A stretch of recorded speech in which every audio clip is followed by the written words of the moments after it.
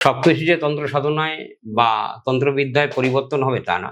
প্রত্যেকটার মানুষের যে জন্ম কুণ্ডলীর উপরে, তার জন্ম লগ্নে যার যে ঘরে চন্দ্র থাকবে, চন্দ্র যে ঘরেই থাকবে তার সেই রাশি।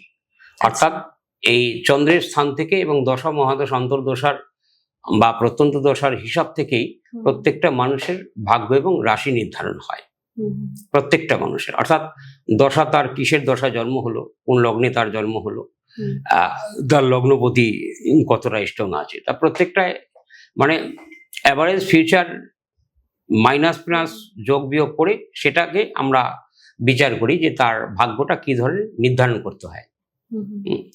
বাস্তবে তো 12টা রাশি, 12টা লগ্ন, 27টা নক্ষত্র, পৃথিবীতে 800 কোটি লোক, 12 ভাগে ভাগ করলে প্রায় 78 কোটি প্লাস লোকের একটাই রাশি।